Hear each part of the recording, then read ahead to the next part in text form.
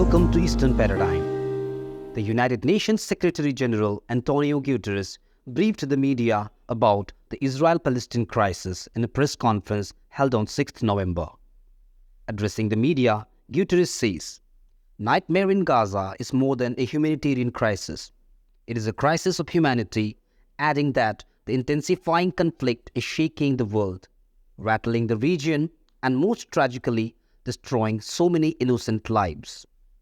Ground operations by Israel Defense Force and continued bombardments are hitting civilians, hospitals, refugee camps, mosques, churches, and UN facilities, including the shelters. No one is safe. At the same time, Hamas and other militants are using civilians as human shields and continue to launch rockets indiscriminately towards Israel. I reiterate my utter condemnation of the abhorrent acts of terror perpetrated by Hamas on 7 October and repeat my call for the immediate, unconditional and safe release of hostages held in Gaza.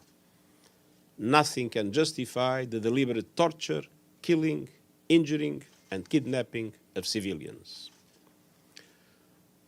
The protection of civilians must be paramount. I'm deeply concerned about clear violations of international humanitarian law that we are witnessing. Let me be clear, no party to an armed conflict is above international humanitarian law. Ladies and gentlemen of the press, Gaza is becoming a graveyard for children. Hundreds of girls and boys are reportedly being killed or injured every day. More journalists have reportedly been killed over a 4-week period than in any conflict in at least 3 decades. More United Nations aid workers have been killed than in any comparable period in the history of our organization.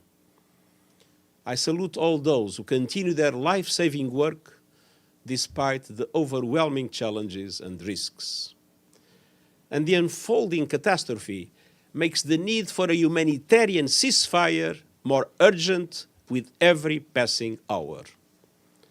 The parties to the conflict, and indeed the international community, face an immediate and fundamental responsibility to stop the inhuman collective suffering and dramatically expand humanitarian aid to Gaza.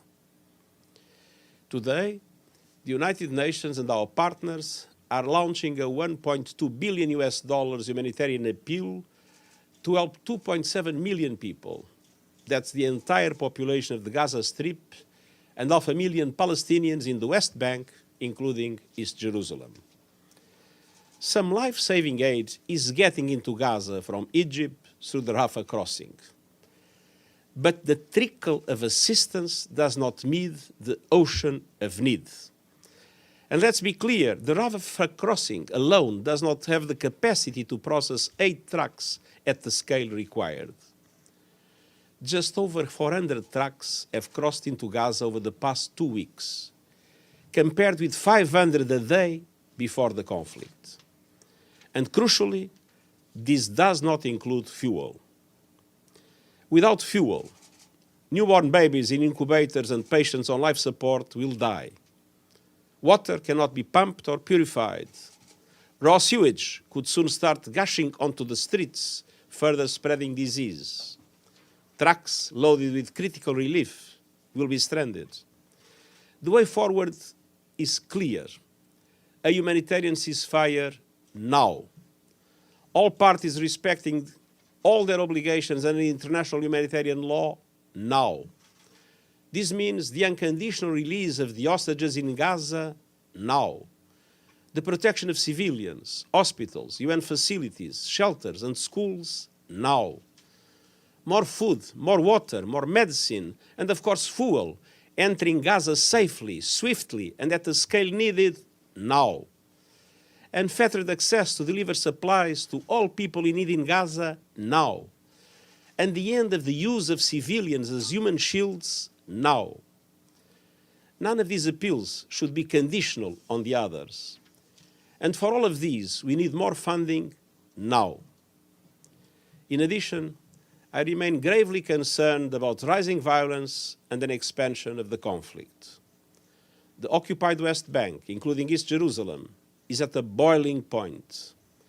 Let us also not forget the importance of addressing the risks of the conflict spilling over to the wider region. We are already witnessing a spiral of escalation from Lebanon and Syria to Iraq and Yemen. That escalation must stop.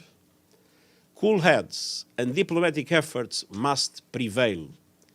Hateful rhetoric and provocative actions must cease. I am deeply troubled by the rise in anti-Semitism and anti-Muslim bigotry. Jewish and Muslim communities in many parts of the world are on high alert, fearing for their personal safety and security. Emotions are at a fever pitch. Tensions are running high, and the images of suffering are heartbreaking and soul-crushing. But we must find a way to hold on to our common humanity. I think of civilians in Gaza, the vast majority women and children, terrified by the relentless bombardment. I joined the UN family in mourning 89 of our UNRWA colleagues who have been killed in Gaza, many of them together with members of their family. They include teachers, school principals, doctors, engineers, guards, support staff, and a young woman named Mai. Mai did not let her muscular dystrophy or her wheelchair confine her dreams. She was a top student, became a software developer, and devoted her skills to working on information technology for UNRWA. I am so deeply inspired by her example. And I think of all those tortured and killed in Israel nearly 1 month ago, and the hostages abducted from their homes, their families, their friends, while simply living their lives. 10 days ago, I met with some of the family members of those hostages. I heard their stories, felt their anguish, and was deeply moved by their compassion. I will never relent in working for their immediate release. This is essential in itself and central to solving many other challenges. One mother movingly shared with me her desolation over her abducted son, Ersh. She also spoke outside the Security Council, and on the subject of confronting hatred, she said, and I quote, "When you only get outraged when one side's babies are killed, then your moral compass is broken and your humanity is broken," end quote. Even in her utter despair, she stood before the world and reminded us, and I quote, "In a competition of pain, there is never a winner," end quote. We must act now to find a way out of this brutal, awful, agonizing dead end of destruction, to help end the pain and suffering, to help heal the broken, and to help pave the way to peace, to a two-state solution with Israelis and Palestinians living in peace and security. Thank you. Thank you very much, sir. Thank you. We need a second border crossing, Secretary General, for aid to get in.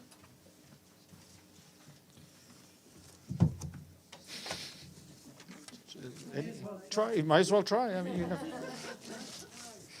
know, I think I'm going to try walking out like that too. We'll just chase you. Yeah, exactly. You don't have bodyguards. All right. Sorry, give me 2 seconds.